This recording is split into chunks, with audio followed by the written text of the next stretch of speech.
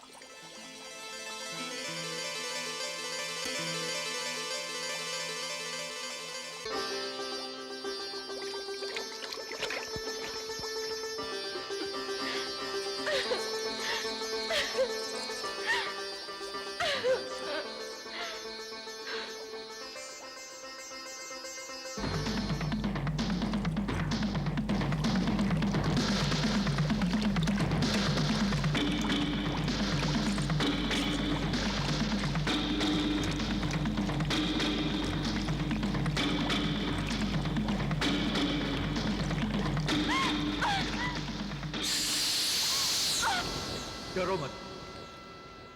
हे नागलोक वासियों, हमारे मार्ग से हट जाओ। मैं एक बार फिर कहता हूं, मुझे शस्त्र चलाने पर विवश मत कीजिए। हमारे रास्ते से हट जाइए, नहीं तो। ठहरो ऋतुध्वज, हम तुम्हारे शत्रु नहीं हैं, मित्र हैं।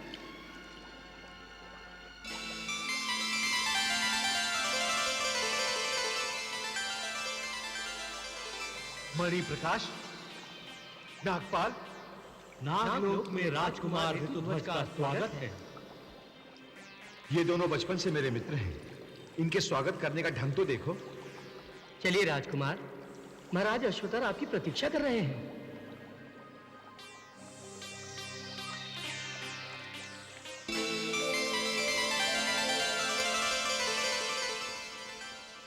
नारायण नारायण।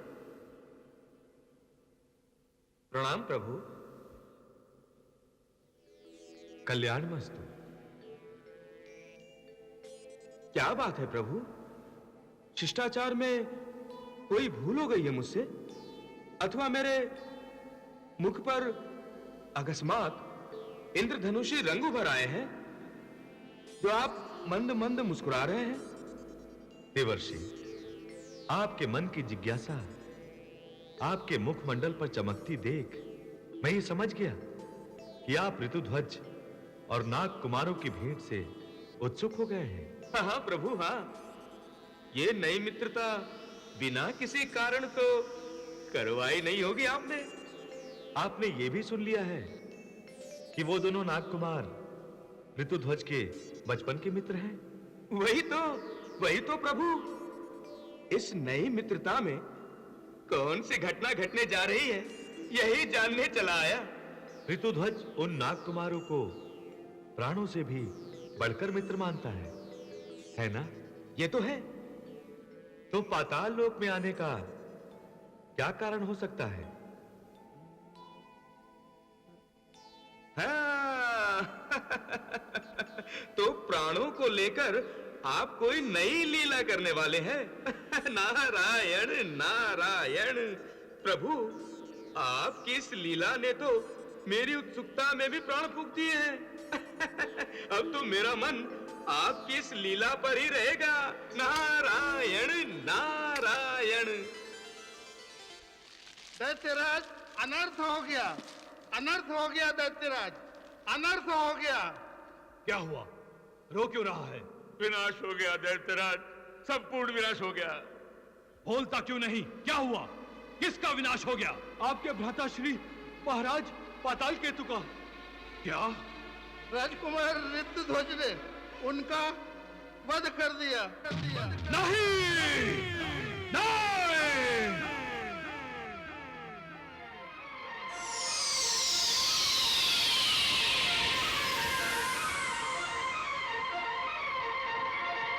कहाँ है वो ऋतुध्वज? वो गंधर्व कन्या को लेकर नाग कुमारों के साथ नागलोक में गया है। ऋतुध्वज! मैं अपने भ्राताश्री के वध का प्रतिशोध लेने आ रहा हूं।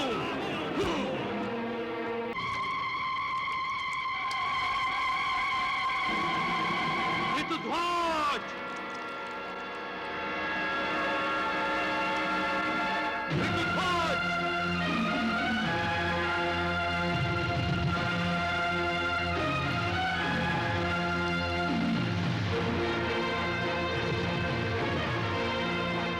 ऋतुध्वज!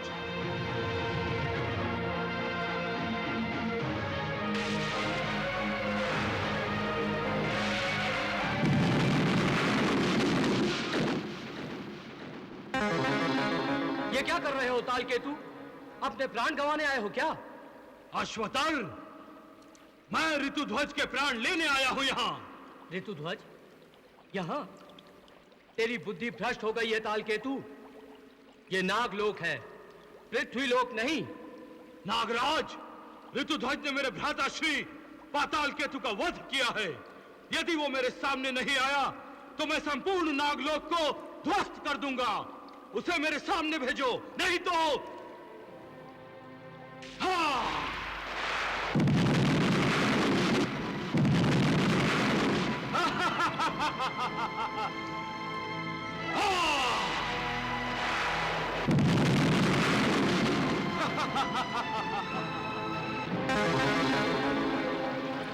मैं यहां हूं ताल केतु।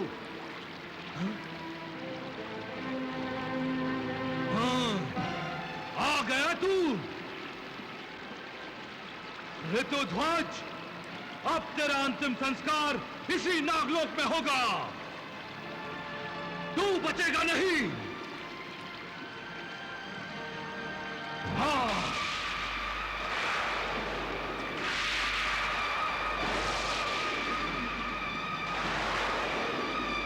राजकुमार वाह!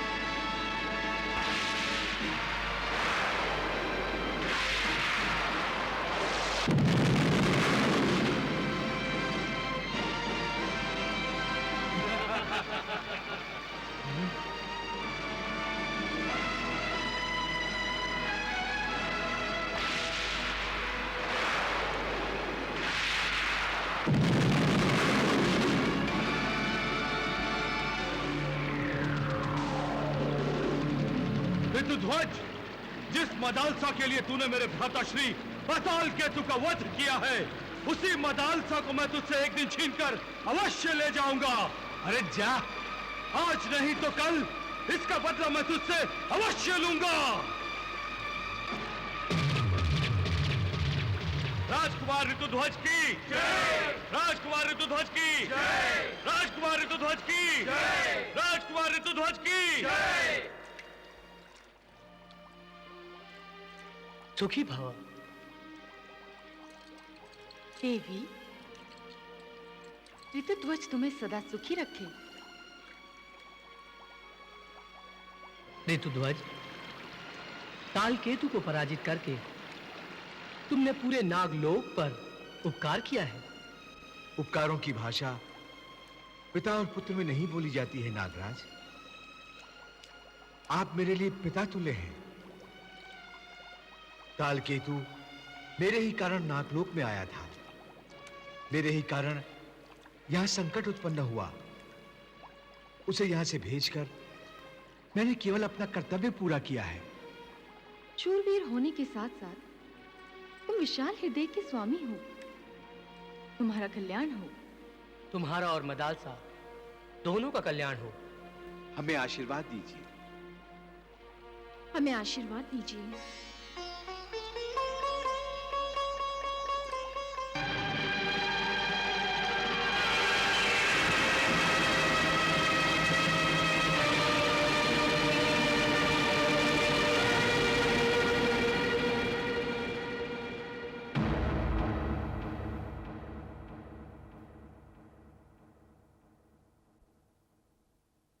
नहीं ऋतुध्वज, इस शस्त्र से तो तुम शीघ्र ही प्राण त्याग दोगे। मैं तुम्हें इतनी आसान मृत्यु एक ही बार में नहीं दूंगा। मेरे भ्राताश्री के हत्यारे, तुम्हें तो बार बार मरना चाहिए। तुझे बार बार मरना होगा।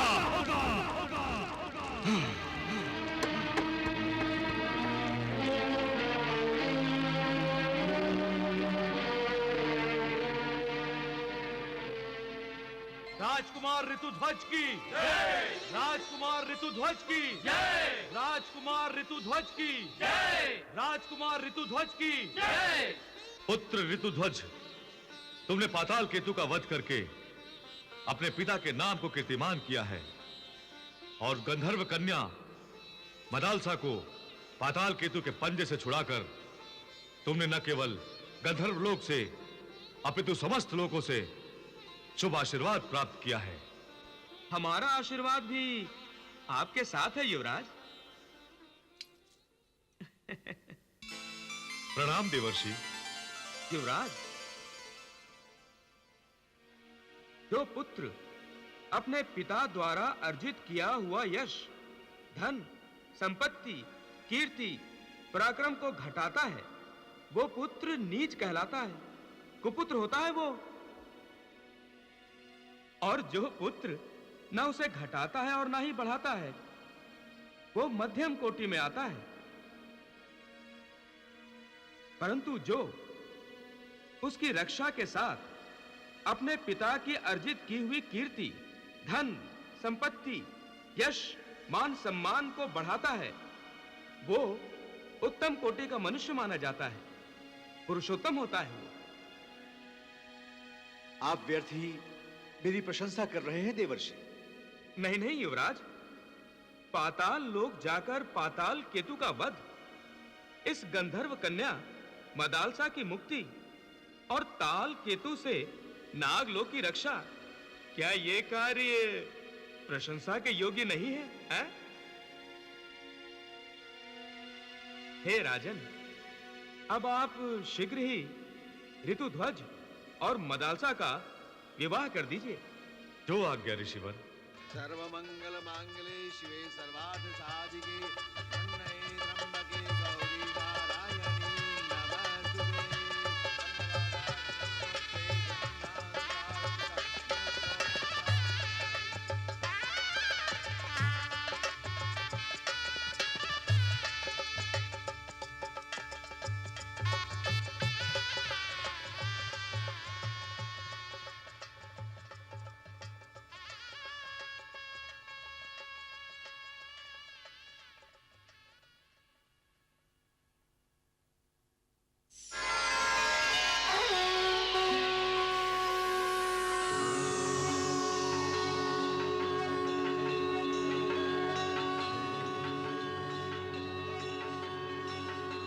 हे वत्स ऋतुध्वज, हे पुत्री मदालसा, मैं तुम दोनों से अति प्रसन्न हूं।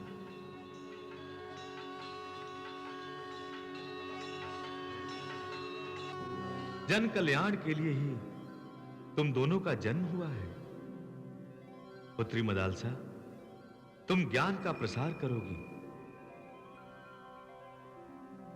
और ऋतुध्वज, तुम इस पृथ्वी लोक पर धर्म का मार्गदर्शन करते हुए अपने शौर्य और बल द्वारा अधर्मियों और अनाचारियों का दमन करके सज्जनों की रक्षा करोगे। जाओ वत्स, दानवों से ऋषि मुनियों और उनके यज्ञों को नष्ट होने से बचाओ। उन दानवीय प्रवृत्तियों का विनाश कर दो जो धर्म कार्य में बाधाएं उत्पन्न कर रहे हैं। जैसी आपकी आज्ञा दत्त गुरु।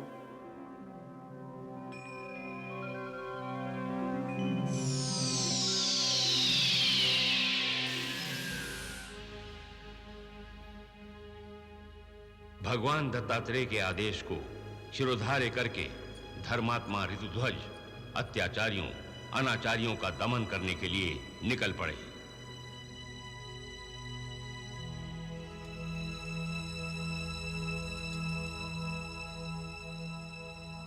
याद रखिएगा स्वामी, आपका विवाह केवल तलवार से नहीं हुआ, मदालसा भी आपकी है और सदैव आपकी प्रतीक्षा करती रहेगी।